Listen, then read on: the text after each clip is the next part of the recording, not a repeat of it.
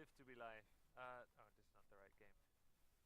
For the final theme of the day, guys, here at the DSCL Bootcamp, we've got a topic about positioning, fight positioning, and how to roam around the map, and which will also pertain to your control and your influence on the map.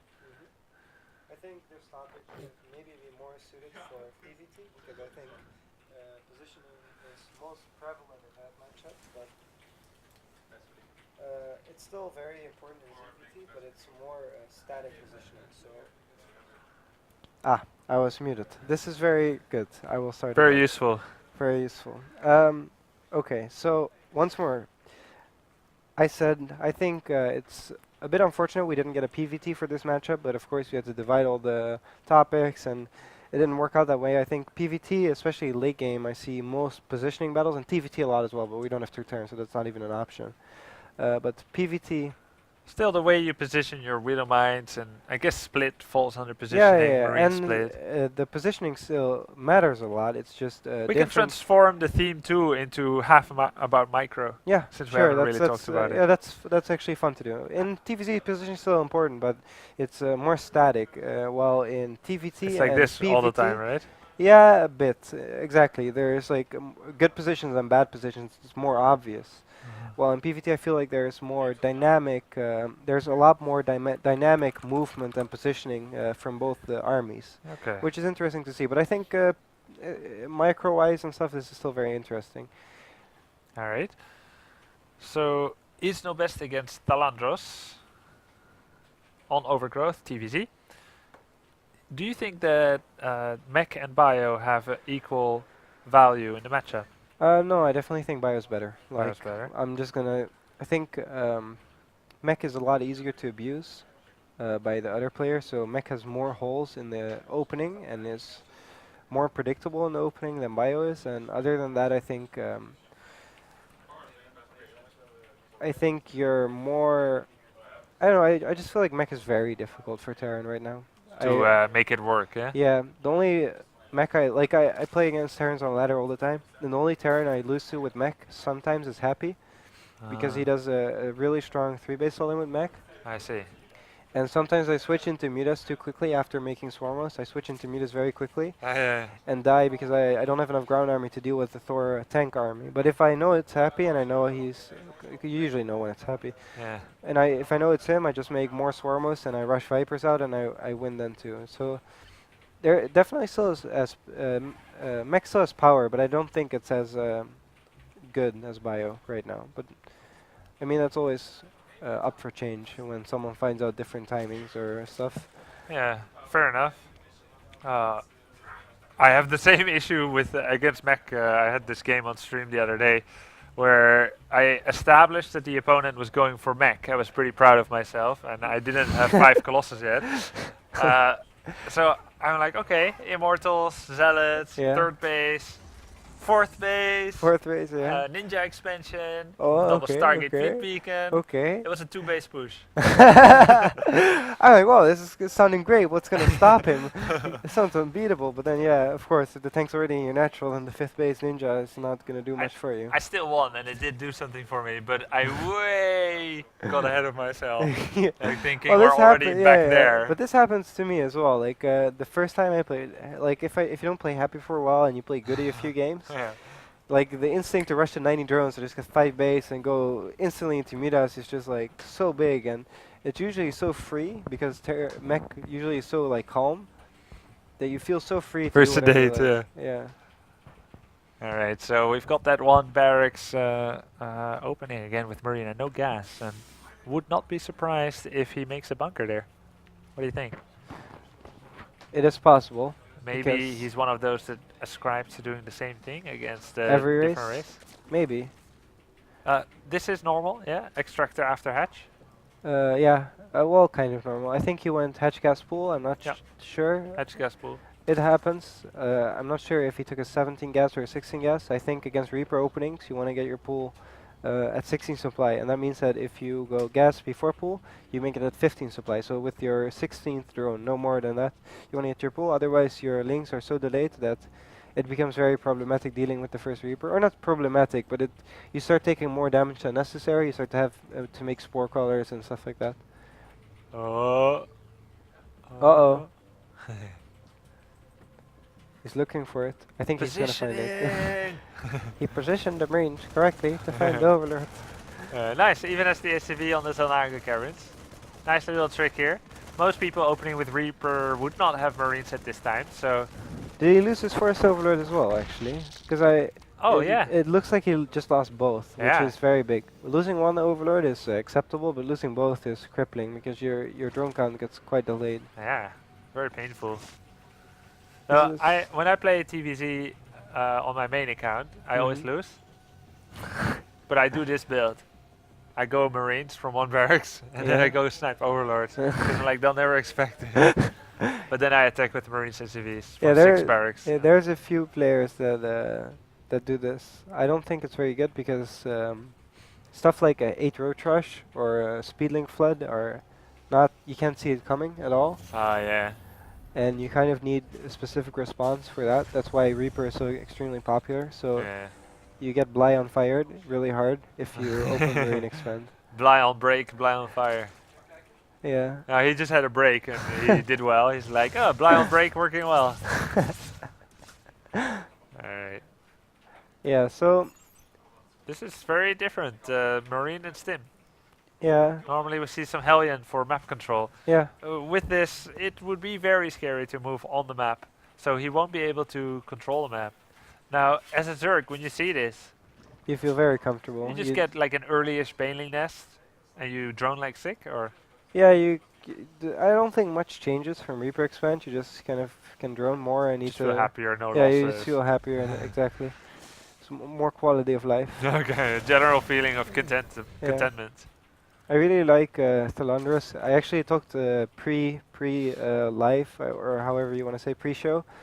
I talked a lot or quite a bit with him about TVZ and stuff he could change, and he's actually adapted very well. He saturated his made a natural way quicker. He got his third up. He actually already adapted the things we talked about, which is cool to see. Yeah. Because that conversation is like 6 hours ago, and it's still. Yeah. And he's still. And we doing didn't talk about that recently, yeah. so it stuck with him. Yeah, so that's good. I just had him working on benchmarks. This is a big problem. On benchmarks in PVZ. Yeah. Where, you know, in the 2 games that we saw from him today, his drone count was rather low. Yeah, the second game was a lot better already, but it's still. Yeah. So he said, he likes to do a Ling Hydra attack into Muta or into Viper, and I said that's a great build, and he said, yeah, I like to hit around 11:30, but I know from experience that you can hit that one at 10 minutes, maybe 10:20, and probably with the same or more amount of units than he would probably have, considering what I saw. So I played game as Zerg, and I said, write down these benchmarks, and of course my Zerg is not too far behind the top player because I'm just playing against AI, so there's no pressure. Yeah, obviously like in a real game it'll suck. Your Zerg bench, like your mechanics still show, and your knowledge still works. And I've analyzed Zerg a lot, so I know the timing. So I Yeah. knew that I was only like 3 drones behind and 3 seconds behind or 5 seconds behind, whatever. Yeah, I couldn't do I couldn't do that with Protoss. Well, yeah, maybe I studied Zerg too much. Yeah. Yeah, so then I say like, okay, try to reach this benchmark, and I'm sure it'll go a lot better. And he already said he felt very pleased with the second game against Genix, how he had way more of everything, of all the stuff. Yeah. So Terran is doing weird stuff. Terran is doing a double stim drop. He went Medivacs off of 2 base, so before his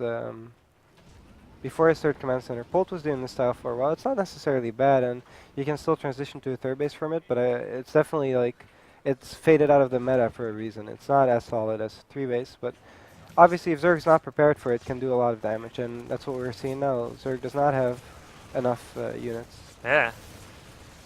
You have to deal with these kind of people on the ladder, man. Yeah, this is true. And this is where I told him to send an Overlord in at like 6 minutes, but he never saw anything.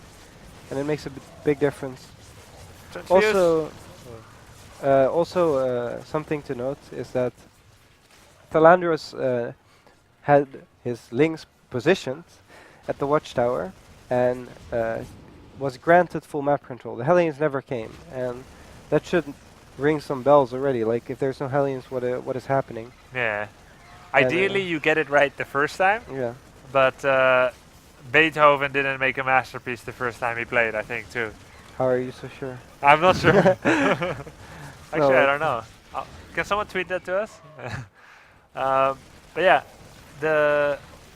I think it's okay to get it wrong once, and I find those losses to be the most interesting. Like, where I lose to something that I don't usually see, I'm actually happy playing games like that, because I'll be thinking like, okay, well, I really didn't know. I tried to guess, but there's little time to think in a StarCraft game.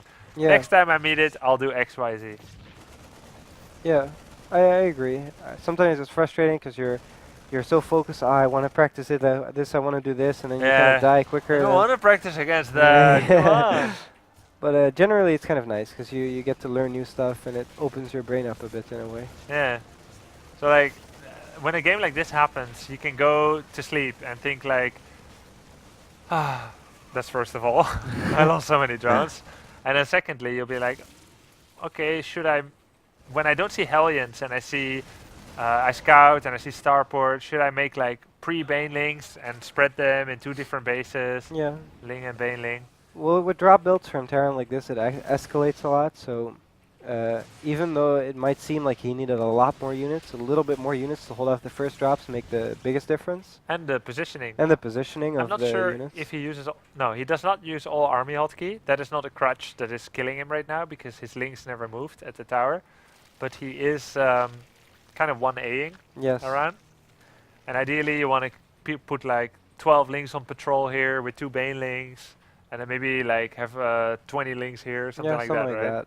Or like a bit of Banelings and links separated, and then a main bulk in the middle that's more mobile to support whatever flank is getting hit harder. Yeah, but like this, you keep re-inviting the same situation.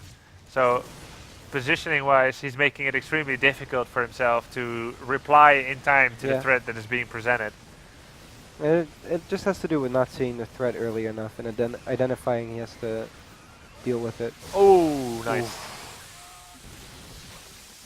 Because we were going to say something about micro, what kind of micro would you say that was? Could be better. He could have split the Marines. I feel like Isno Best excels in his multitask. His micro is a little sloppy. Yeah, we saw that in his games against Protoss as well. He dropped well and he moved his army well, but when it came to the engagement, he kind of likes to... He just let go. Yeah. So he tries to win with the multitask and the off-center strategies, which is a very legit way of playing. Some underwhelming SCV production, but he's making the Zerg feel the heat. So he's forcing the opponent to make mistakes. Now, if we were to go to Talandros and we say, you meet something like this again, what would you do? Send that Overlord in at 6 Send minutes? that Overlord in and... You see 3 barracks, no factory. You make your Baneling nest right away. Yeah, you always make your Baneling nest at 6:30 nowadays, just because and then Hellbats are scary. do you still go 1-1 upgrades? Oh yeah, you always go double upgrades against Terran, otherwise you lose. Do you delay Spire, more Banelings? Not necessarily delay Spiral that much, you just want to have availability. I think the biggest mistake he made was making his 5th and 6th gas. You're still fine against 2 base pressure, usually with 50-55 drones. You get mineral saturation at your 3rd, you just don't take gas and then make more links. So 3 base mineral saturation? And only 4 gas is kind of what you want to have. 4 gas. With a lot of links and some Banelings, you should be fine against this type of pressure. We see this actually as one of the most common economical problems among some of the players today. Always too much gas. Yeah, that's correct. It's actually funny that you say that, because I was watching the female StarCraft tournament in Azerbaijan, and it's kind of weird to bring this up now, but the player mining the correct amount of gas won every game. And it was a best of 5, and the Zerg there was always one of the Zergs was mining too much gas, and it was always the Zerg that was losing. Of course, there's other factors that played into it, and I think part of that is just like a coincidence that made that happen. But it was still funny to see, and funny that you bring that up now. You can also say they lost a lot of their minerals due to micro mistake. Yeah. And that's why it looked like they had more gas in comparison, because they have to respend their minerals on drones. No, it was actually like incorrect gas timings. Okay. But That could be true as well. Yeah, Yeah. you're correct.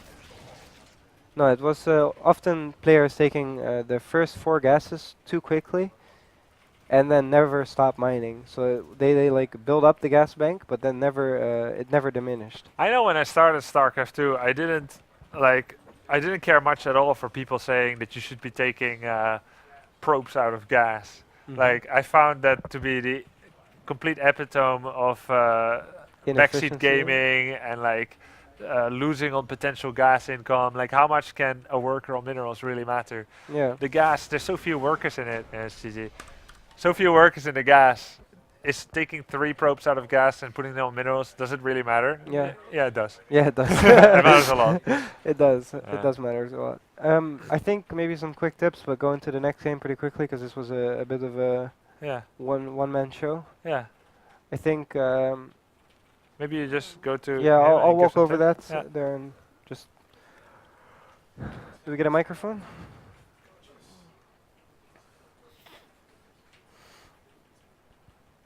Uh, uh, I think this game was a bit of a one-man show. I don't think you really got to show like your TVZ at all that much, and I think your opening build was very good. We talked about saturating the first 2 bases quicker, and you actually did that very well. So I was very happy with the game. But I think the thing you missed mainly was trying to scout at 6 minutes, and when you didn't see Hellions on the map, that should have kind of rang alarm bells for you. Like, what is he doing? There's no Hellions. There should be something wrong. So I think you should have scouted at around 6 minutes and checked for sure. And if you're not sure, but you don't see a third base and you don't see Hellions, I would cut drones. Wouldn't take your 5th and 6th gas. Just make some more lane bailing, feel safe, just get that bulk out, and then you can add the drones later. Other than that, I think it was a fine game, and after the drops happened, it just kind of snowballed, so I don't think that's a very good But display. what if he opens Marine first, and he opens a couple of Marines? He just doesn't just make one, but makes a couple of them. Just like my Overlords. Where should I go with them in order for that not to happen? Because both of them got sniped. So I If didn't you have see any a Marine information. first opening, it's not a bad thing to pull your second Overlord back till you have the 4 to 6 links out on the map and then send it across. Yeah. You still have enough time for that. And your first Overlord, if you see the barracks, just pull back quicker. Your angle, it went past the barracks and then to the natural. If you have it slide by the barracks at the natural and then have it go to the high ground, you should make it in time. All right. Okay? Okay. I think we're ready for the next game. Sure. Thank you. Good luck.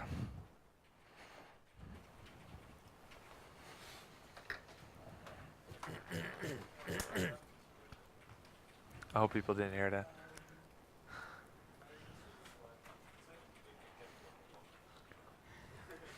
Welcome back, guys. We should soon be heading into the second, perhaps final game of the day of this last theme here in the DSCL Bootcamp Day 1.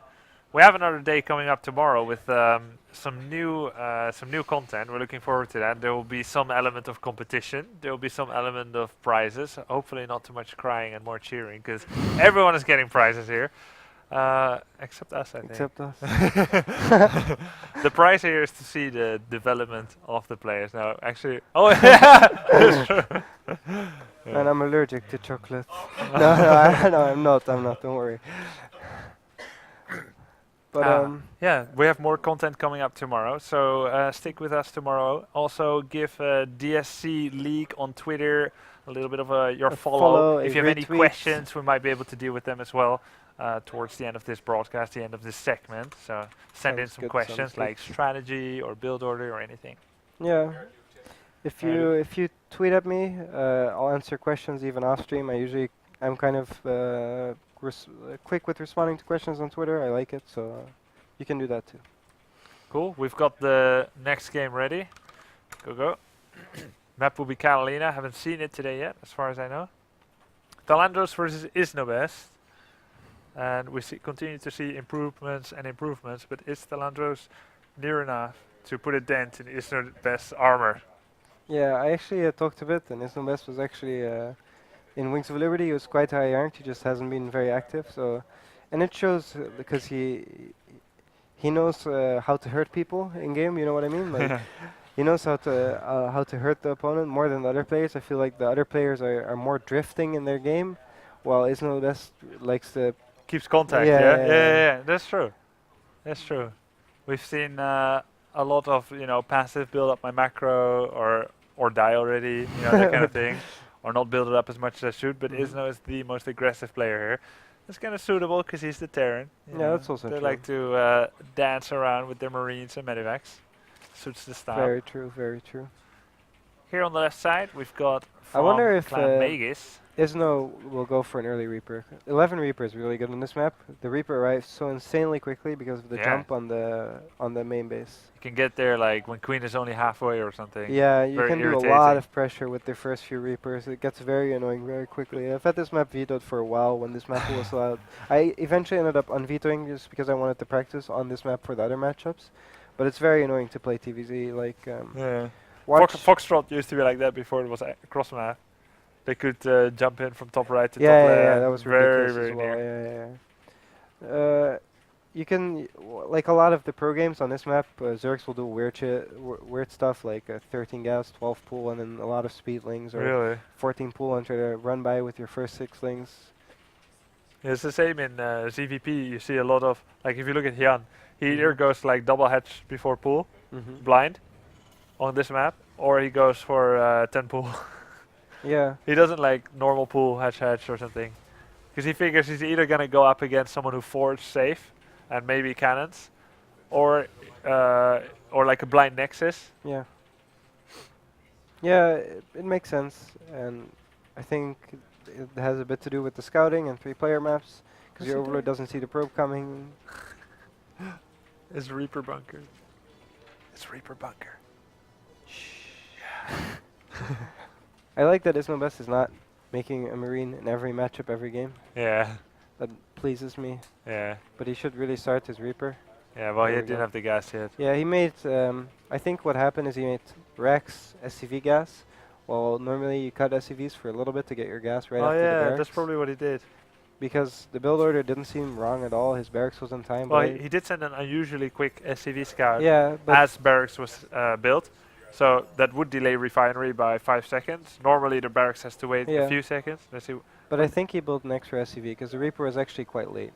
For So this might make it less difficult for Zerg to deal with, but the bunker could start still Yeah, you're right. It's like 20 seconds late. 20 in game.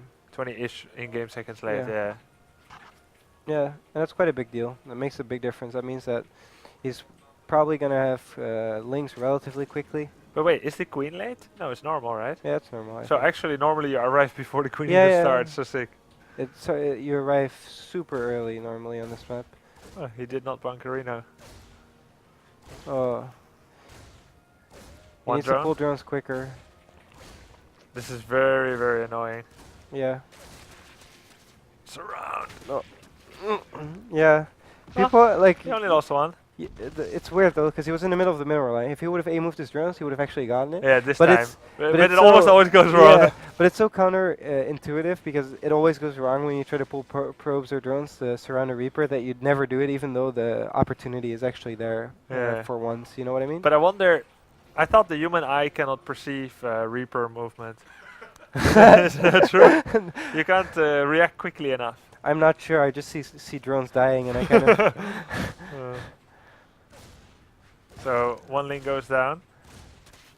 Yeah, I don't like chasing the Reaper off creep. I think chasing it on creep is still fine, but off creep I don't like it at all. I would rather have him just position his queen in a way that postures the Reaper out of the base. But he didn't end up losing extra links, so it was okay. So we talked before a Twitter question, which you guys can still ask questions. See league strategical questions. Someone asked at 6 minutes. It was like, how do I counter Starport or 3rd CC or something Yeah. like this? This is So- when you should be scouting. At 6 minutes, you can come in. This Overlord is not near enough yet. Yeah, but that Overlord. it's a 3-player map, so yeah, maybe but it's a bit late. I think like look at where it's going. The It could have path. gone like this, right? Yeah. Okay. So let's say he gets here, and it's neither. It's not one barracks factory starport, and it's not 3rd CC, but it's double starport. It's double starport. Oh no. No, it's just 3 rocks factory. It's just I think he's Right. doing a So you see similar this? or same build as last game. The good thing about always scouting at the same time is that you don't have to think Yeah, You can start to make rules. Yeah. Let's say you scout one time at 7:10 and the other times at 6. You see this at 7:10. You don't It know if always that's looks normal. different. Yeah. Yeah. You see the building and you can say, okay, I know Starport makes flying units, Mhm. but is there already a CC? Mhm. I don't know if it fits economically. So the good thing is you always scout same time. You start to recognize the patterns based on experience. So having seen that, he would know there is no third CC, Yeah. even if he hasn't visually seen this area in the base or this area. Yeah, exactly. That's how I do it too. I usually scout around the same time, and I know what I'm supposed to see. Yeah.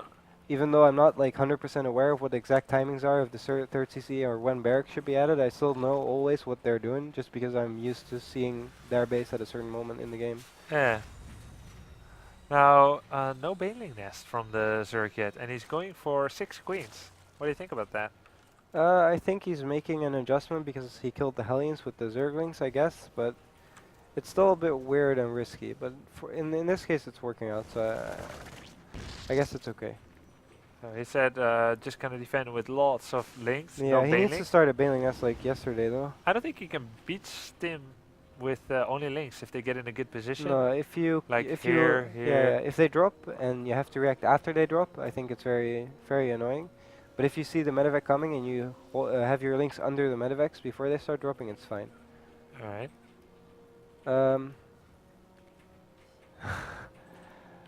But I think Zerg is not. Once again, he's like completely blindsided. He doesn't have overlord spread below his main, so he's gonna get caught off guard.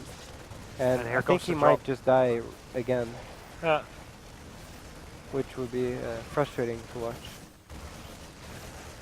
On the one hand, I feel bad for him because he's losing quite bad. Yeah. On the other hand, I think he's got a lot to learn. Like Yes. we're giving him a lot to work with. At least he's facing stuff that's difficult for him, and he's not. It's obvious to see where he could improve, at least. So Yeah. I agree. I think he can watch the VODs maybe later too. Could Yeah. be quite cool. He is holding on though. The two medevacs that were first sent out were not fully filled, so they're not as difficult to deal with as regularly.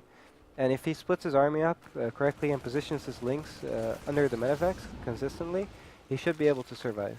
Yeah, he's still 11 workers ahead. There's no SCV production. He's up in the 1-1 upgrades, and he's doing somewhat of a better job spreading his units. So this this is very annoying, but you're right. Actually, he is holding on. He's going for Lair. He's got 3 bases, and Is- this actually is a setup of a 2-base all-in going into a third Yeah, from Terran. Terran can do this build and start their third CC way quicker. Yeah, exactly. And transition out of it slowly. So- When Polt used to do this, I hit him in like 1 or 2 of the qualifiers. And what always happened is that I got ahead with this build, and then he just got his third CC, but relatively quickly, and started turtling kind of. Turning with M8 Thors, and then he slowly got back into the game with moving his army around quite beautifully. So it's not necessarily an all-in, but if you wait that long with your third CC, it becomes more and more like an all-in. Yeah, exactly. But he did create some margin of error. Ideally, he would like that to be pure advantage, but he did kill a good number of drones, 14. Nonetheless, he is 20 behind, and that's what I try to sometimes teach people when I coach them between bronze and I would say platinum level, where if they go for a build that is done by the pros, it is likely that there's a pretty decent execution ceiling. Something like 5 Phoenix into Colossus while taking third and making Twilight Void Ray, Attacker Armor Blink. It's very difficult to execute correctly, and with the kind of multitask that it requires, oh nice, he killed that medevac with full unit. Well, anyway, there's a very high chance that the damage you do to yourself with loss of macro is equal to or even greater than the damage that you're do dealing. to your opponent. Yeah. So look That's at how very much he's true. killed. Actually, he actually lost more in absolute terms too. But even if he was 200% cost efficient, He could still be behind if he doesn't macro still behind in correctly, workers, yeah. I think Philandros is actually multitasking quite nicely. Like you Yeah. see that he's not quite used to splitting his units up, so you see the running back and forth, and he loses a couple of drones every time. It's not 100% clean, But somehow he's keeping track of everything. It's not like one of the drop goes completely unsighted. Yeah. He's paying enough attention to the minimaps to keep repositioning his army in a way where he can deal with it. He keeps making overseers to deal with the mines and keeps repositioning. So it's very nice. He's playing very well actually. Yeah, definitely has leveled up a lot today already. Yeah, I feel like he's the player that's able to make the largest jumps today. For both sides of the coin. Yeah. Both reasons. Getting his 2-2 melee upgrades coming out now. And starting a 4th hatchery. Yeah, he's in a great spot. Would like to see a little bit more creep, maybe connecting the bases, but Where? pretty nice worker and army count. Like between the main and the natural, or what? Yeah, connect this. It's Yeah. huge. Alright. I think his creep is actually really great. Yeah, it's good for here. for like. I mean, for if the game nothing would have happened, I'd be like, no, it's good. But considering he's been defending drops the whole time, Yeah, the creep spread is actually impressive. Like, that's true. it's very impressive that he's defending Pull back. everything and also spreading creep this well. So I'm actually like happily impressed by how Thlandros is playing. Yeah. Now let's look at Isnobest. Where did he just scan? I missed already.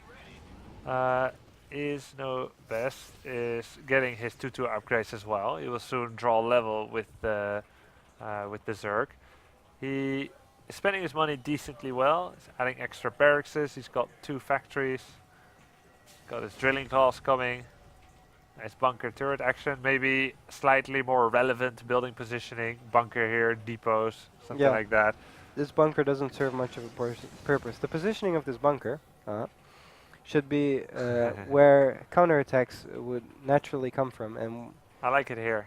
that's good as well. Yeah, I like it there or like close to the mineral line. Yeah, there. Yeah. And then with the wall off, so banelings can just run by into the SCVs, or links can just surround the bunker. 2-2 is finished. He's got a metric S-ton of Widow Mines. Drilling clauses coming out. He's doing some harass. This would be a pretty good time, I think, to slowly start eliminating some of the creep. Maybe with the medivac, maybe repair the medivacs, Mm-hmm. and start taking some position on the map. Because if he gets serious about an attack now, he can't really do the bulldozer because there's too much creep. You need to start early on that. There's too much vision, too much army movement for the Zerg, don't you think? Yeah, currently yes, but I think there is multiple schools of thought for Terran. You have the bomber who just kind of doesn't scan ever, mules, and kind of just kills Zerg on creep for some reason. And then you have the innovation who has very specific timings of when he clears creep. Like he is very robotic in the way he clears creep. He doesn't scan for a long time and then he suddenly clears everything and really goes for the throat. And then you have some of the ladder Terrans that are... Ooh, those banelings kill a lot of Widow Mines. Yeah. That's Seems- true. Oh god. Oh! Wow. Great Widow Mine connection, but I think with reinforcements, Zerg should still be able to hold, and the Minas are already doing a lot of work. I really don't like him engaging without link support though, especially against 2-2 Marines, but... It was just okay, but where are the overseers? Oh, please. Oh, Mother Mary, Baby Jesus, Virgin Mary. No! Oh. Oh, that could be worse. It could be worse, yeah. It actually looks more painful than it is. I think One he more only Widow Mine lost, shot. Yeah. But yeah. I agree though, like running on creep like that is very difficult unless you have god tier splits. Hey. You can see them even on creep. Yeah, you can always see a little bit of... I thought you couldn't see them on creep. You can, but it's very difficult. Well, it's just difficult, but you can. Relatively challenging. Yeah. Yes, relatively challenging. Oh. Alright. 3 not on the way for Terran, only armor. I don't like what Isnobest is doing with his game plan. Instead of gaining position on the map, he is... Shouldn't he be getting planetary fortresses and shit? And shit, yes. Mostly planetary fortresses, not much of that. Yeah, that would be useful. It's not weird for Terran to stay on 3 base for a few minutes after you establish it. I mean, his third was relatively late, so his fourth is obviously going to be relatively late as well. But you're correct, he should be continuing to expand because he's not rally pushing. It's not like he's hitting Zerd where it hurts. He's trying to stay alive more. I feel like Isnobest has left himself very vulnerable to counterattack by not doing the due diligence. Just because he's not getting punished by Ling round by doesn't mean it wasn't possible. Yes. He's relying a lot on putting the pressure on his opponent, and he doesn't seem to deal well with not being able to put pressure on his opponent. If he just sent like, there's a bunker here, he can rally Marines in. But if he sent like 30 links pass There's into nothing. the main, Yeah, very the natural irritating. has to lift for sure. And as well, like the depot wall, the natural, instead of having like 5 depots at the ramp, he has like 5 here. yeah, and it doesn't wall. Yeah, 5 at the ramp would have walled. Losing some mutas here, but he's got sick economy basically. He's got 82 workers, very healthy amount. Yeah, isn't which it? is perfect drone count in Making CVP. fifth. Nice spread. He's about to push into the Terran base. Yeah, I don't think there's much Terran can do, even though the upgrades are, I think, slightly better for Terran. I think he has 3 armor. Yeah, 2-3, getting his third But attack. I don't think it matters much anymore. Zerg just has so much bulk and so much bank, and he can keep replacing his army. The only way Zerg can lose is by doing a bad attack, which is easy to do against Terran. Like 4 Widow Mines here, fly in with the mutas, all dead. Or I think mutas are not even that important. It's mostly like if all your banelings die. Or of course you don't want to lose all your mutas, but the likelihood of 4 mines killing all mutas is very small. I saw it in GSL. Was it Revival? Yeah, against Jakji, I think. Yeah, Yeah, on oh, that man. derelict watcher Yeah. or something? I think, yeah, Daedalus Point. Oh, Daedalus. Daedalus Point, yeah. that's Beautiful true. map. Many great experiences. I'm sure. I think that's actually the map that made Baby Knight switch to Dota.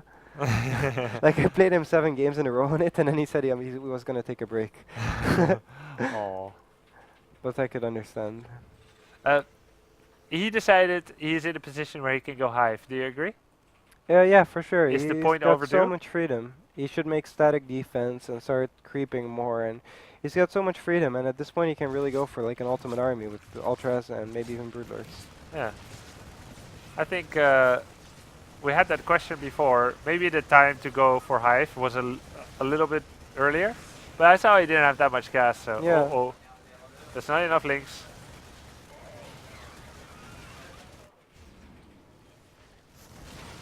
Yeah, lost quite a lot of workers here, but 16 drones were made. 21. Nice. You get him back, Delandros. Oh. Well, still, Isnobest is developing here. Has got his planetary fortress. Could think about taking another base soon, because his natural's mining out. He's got the SCVs for it. I really wish Isnobest played a different type of game. It's really been like aggression. Oh, fuck. He's got to get cost efficient, right? Yeah, like I really wish he would have played a more positional game where he moves his army on the map and kind of slow pushes forward. Like not And necessarily slow. Create a like situation where create- Zerg attacks into you. Yeah, like try to force Zerg into mistakes, not try to kill everything as quickly as possible. So all these creep tumors, imagine they're widow mines. He stands here and he drops a bit on the high ground. That would be a positional game, right? Yeah. Like I threaten your main, but your ground army has to be here, and you have to run into me. This is quite well done by That's a good Isnobest. fight base now. Philander's let him set up on creep, which is not something Zerg should do, but he didn't have time to respond, and Isnobest managed to pre-split and set up with his middle mines, so he actually gained a very good position. And now Philander's is actually in a lot of trouble because he's not dealing with the fights very well. Yeah. Even though he has a big bank, big economy, and he had a big army, But no his larva. engagements are not very cost efficient.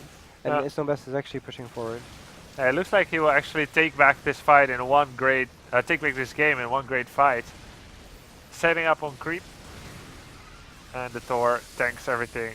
Unfortunate, but a great game by both anyway. It's interesting. I really didn't see Philander's losing this game, but I think a big part of it was that the engagements were always very bad for Zerg. It He was always just one lost. really bad fight, right? Yeah, but every fight he kept losing a lot of banelings, but not trading trading a lot for it. Not over yet, but I suppose with the Terran having a fifth, it's certainly not looking too bright. Lots Yeah. of gas though. Is there any value in going for mass infestors? No, absolutely not. Not anymore. Not anymore. Like, Glory days gone by. yeah, I wouldn't say it would necessarily be bad to have infestors, but I don't think there's added value in them. So how about some ultras? No, what I would do is just try to mine as little gas as possible.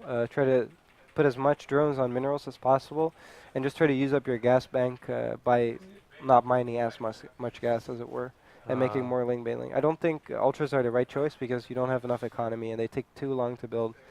I think your best bet is setting up a lot of counterattacks in this case to try to kill the economy of Terran while trying to barely defend with something like burrowed banelings. This one is counter-attackable. This one is, to a degree, counter-attackable.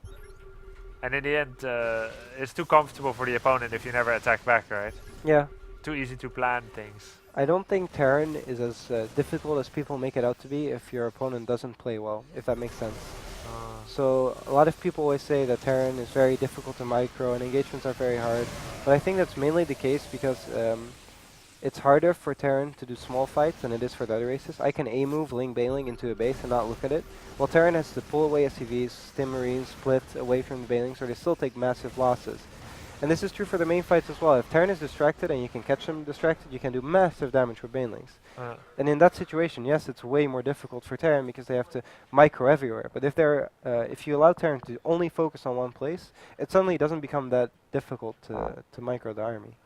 So you need to exploit your ratio advantage by having them fight in many for places. Sure. Like, because each one needs babysitting micro, right? Yeah, you need to exploit your imbalance. Yeah. All right. Yeah.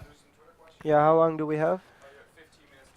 Okay, so if you have Twitter questions, send them in now.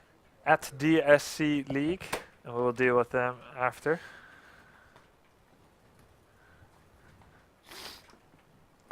Yeah. Good game, guys. What did you think? I thought it was a really fun game. I really liked the macro games. It was fun to watch. It was fun to watch, yeah, for sure. I'm curious, where do you think it went wrong for you? I think I didn't punish him enough when he tried to take his fourth, because from experience I know that when Terran take a fourth, they can just keep on going. So that I didn't try to stop that enough, I think. Okay, Yeah. I think you're actually right in a way, but you don't necessarily need to punish your opponent directly. A big mistake people can make is when they think they need to punish something, is by thinking they need to kill your opponent. I don't think you necessarily needed to kill him or stop his fourth from going up, but you needed to expand yourself more. You expanded quite well, so maybe that's not necessarily where the problem laid for you. But expand more, get your tech out, get your hive, get upgrades, set up counterattacks, grab the map. There were large parts of the game where he never actually stood on the map. He was always he was very defensive for like large portions of the game, and you had a lot of freedom.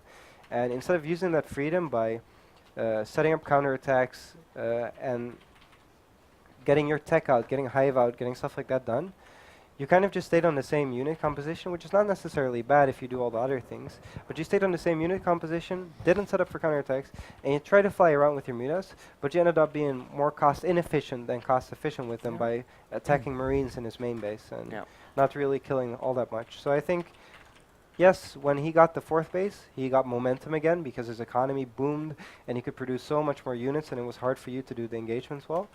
But yeah, I don't think you necessarily had to kill him there. I just think you needed to abuse your lead more by setting up counterattacks mainly and going to hive. Okay. Get your upgrades. Yeah, actually, I really liked how you handled that. Yeah, sorry we talked most about him, but you play very good when you get to multitask and when you are the aggressor, so that shines, and it was fun to watch. Like different style. I always see Hellions, but I like seeing those medevac drops. I'll probably try that too. Say it's different, but therefore also actually bad. It's probably worse against someone who's very experienced against who knows everything. Your build is suboptimal, but it's not necessarily Yeah, but the problem bad. is without Hellions, you instantly die against Roach all-ins or Baning all-ins when they hit like before 7 minutes or something because you don't have any scouting. It's just so hard to see it coming. Yeah. It's still possible to do your build while getting Hellions out. Bolt did it for a long time. So it's not necessary. You can still do 2 base drops even with getting Hellions and playing safe. You don't need to cut that corner necessarily. But that's... You didn't get punished yet now yet. Yeah. And But I do on ladder sometimes. So. You do on ladder sometimes, yeah. Yeah, I just thought like if you never get punished with it, but you know it's wrong, it's kind of like storing a lot of cans of bean for the apocalypse. Like you know it's a smart thing to do, but if you never get punished, maybe you don't have to do it. Yeah. Then you'll be like some kind of crazy hoarder. Mhm. For you, I think you managed the game plan well. I think you can have a nice mental trick. It's like if you are given space on the map, that's nice, it's relaxing, you smile, and so you set up the smiley face. It's like a mental trick. So, yeah, just, of course you still need defenses for drops, but like, yeah, I think the composition, you can't go for hive right away before the attack comes, it's too risky. And counterattacks, he was a little bit at risk against it. His natural was not fully walled off, his bunker was a bit out of position, but that requires like a lot of actions and estimation, so let's keep it as an option but not a necessity. But you can at least set up link bailing like in lots of different places. Just for some reason when you put army out there they have to be more careful, because now once he was ready he was all the way a little bit on your side of the map, set up on creep, because you didn't threaten. You kind of need to be like I'm gonna poke you, like just out of range. It just buys you more time and it allows you to set up more. If you were more mentally prepared for that fight, like you knew it was coming. That's actually a very good point. It's a small map, so. Something I forgot to point out is that a big part of playing Zerging and having creep is the ability to flank. You don't see flanking often in pro games because Terran pushes back Zerg so hard that it's hard to set up the flanks. But if you're given space to flank, you should always abuse that. If your Terran opponent is sitting back, you should always have your army at least in two groups at two sides. You don't necessarily have to win the game by counterattacking. Counterattacks are nice, as I said, but he's actually correct. You don't necessarily need to win the game by counterattacking or multitasking like a god. You can just set up your engagements very well and win the game that way. And that is actually a more efficient way if you don't have insane APM to win games. So he's correct. If you just set up a wide arc or you set up two flanks, and you're like a crocodile ready to pounce when your target comes into the water, it's very effective. All right, thank you. Thank you guys for the games. Have a good night. We will first go to the Twitter questions, and then we'll be making an end to the show soon after that. This was day one of the DSCL Bootcamp. Let's get that first Twitter question on the road. Twitter question, please. If there are any.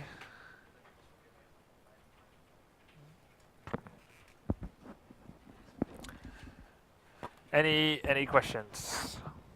If not, also okay. That means we did our job well. Or no one's watching. Huh? Or no one's watching. People are watching, man. Yeah, I know. We have good questions, and I think the questions so far have been really good. Yeah. Some of the questions really like touch on concepts that are not necessarily easy to grasp even by newer players. So I really enjoy the questions. Bazooka asked, I always feel like in ZVZ that I can never get a good roach concave. Are there any tips that could help me position them better?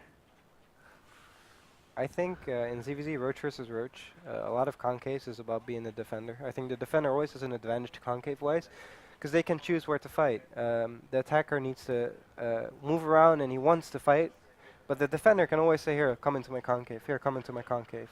But then you have to know that they're coming. Well, in ZVZ and Roach versus Roach, oh right, okay, this is actually, you're very correct. It's very important to have good overload spread in ZVZ and Roach versus Roach, so you do see those engagements coming. And that becomes harder once Hydras are out, but in just Roach versus Roach, you should always see your opponent coming, and you should always have that vision and be able to set up a concave. So part of having a good concave is knowing when the fight is going to happen for real. Yeah. It can be tedious to keep spreading out concave. Fight's going to happen. It didn't happen. Blue balls. But even if you set up the concave 10 times and it didn't happen for real, still set it up the 11th time. Like every time, this could be it. This could be it. Yeah, man. The 11th time you might get lucky. Yeah. Nice. So yeah. Next question. Next question. Do you often leave squads of units around the map for potential counterattacks, and what are your thoughts on this? Depends on the matchup, but yes, I think generally it's almost always good for Zerg. I think it's underused even. just 3 roach squads, sniping probes, or in CVT having Ling Bailing ready to pop the bunker and hit the third. He means for counterattack. Oh, okay. Oh yeah, you can interpret it in 2 ways. Yeah. Oh, you can interpret it in 2 ways. You can also have you interpret it defensively. 6 roaches in yeah, your main. okay, no, yeah. I interpreted Either one. offensively. Yeah. So for Zerg, it's good to always. It's not bad to have units on the map to counterattack offensively. I think it's almost always good, as long as it's not too large of an army. But defensively, that's a different story. Give what you can miss, right? Leave what you Yes. can miss. I think defensively, I think this is more important for Protoss than for Zerg. I don't think Zerg does it as much as Protoss, but it's definitely useful. When I watch PVT, I think you should talk about this more. But having Templar ready to feedback incoming medevacs. I find it still very difficult because sometimes I defend every base with 1 or 2 high Templar, and then I have like a 50 supply army. Yeah. So PvT is still hard for me to realize when I can start taking it away, because it can always come that doom drop. It's scary, but I found that when I watch Rain, the best defense is that offense. So even though it doesn't seem to make sense, sometimes Rain or Hero, like, they move early with a few Colossus to the Terran, and that prevents the Terran from even thinking that he can go drop the Protoss already. So sometimes the correct answer is to leave units at home. Yeah. Sometimes it's to pretend you are going to attack even if you don't intend to. Yeah, to force your opponent not to lift everything up and go all in. Yeah, Yeah. I think that's Because a good point. Yeah. It's like soccer, where or football for what the Europeans prefer, we say. It's like in soccer where the goalkeeper comes out of the goal when he's alone and there's a single final attacker. That puts pressure on the. Yeah. When you come out, you decrease the angle that he can get the ball past you to the goalkeeper. So it's the same thing sometimes in StarCraft. When you get in the middle of the map, once you see he starts a base straight because you're out of position, but you're already halfway to his base and he's just starting. So it's all about information. But if you start the base straight 5-10 seconds earlier than them, that's You can even take that's a it good very thing. literal. When your army is on the map and you have vision, there's a lot less angles that medevacs can move around. It's like It's almost like it's like you're in the middle of a circular room and like someone is trying to get away from you, but it's really dark. You're like wildly lashing out with Yeah. punches. You're more likely to hit him if you're in the middle, Yeah. right? Is So- that Yeah. now you understand? No, I already understood. I thought the reference to the goalkeeper. No, I was you could just take it kidding. metaphorically because the aggression forces your opponent. I think to everyone be gets it. more. Okay. So, there's one more question. Okay. One final question One more for the day. question. Okay. For you. What's the question? Zerg on 3 bases versus a Protoss who's on 2, who you know is going to go all in. How do you position your Roach Hydra army? Do you split for a surround? How do you Mouse position Gone your Black Widow. It kind of depends what type of all in. I think surround is sometimes good, but it's not good if half of you are completely force fielded out. I think a surround is only good as Zerg if you are sure every angle can come in. Or not every angle, but most angles. Like if you have a surround of like, let's say 4 or 5 places, then it's not bad if one place is easily force fielded, if the other angles can come in. But if it's a 2-way street, and it's easy to force field one of the ways and half of your army is coming through that way, that's always a bad thing. Because that means they're guaranteed to fight only half of your army. Yeah. So it's situational, but I think if possible to attack from all angles, you almost always want to. I think Protoss benefits from choke points and being less spread out as possible. Yeah. Especially if you have Hydra range. Yeah, especially if yeah, exactly. So it's situational. In some situations, you just want to arc out in one place, and in other situations where you have the option to come from a lot of angles, you want to surround. So I think that answers it pretty well. That's it for now. So we thank you guys very much for watching. This was Yona and Grubby here at the DSCL of day 1, the bootcamp.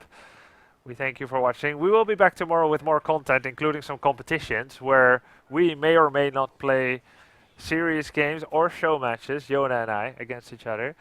So stay tuned for that. But for now, we're going to go to the man who made this all possible, Frank van Kaspel, the tournament director here of the DSCL. Feet to the C to the Aspel. See you guys tomorrow. Bye.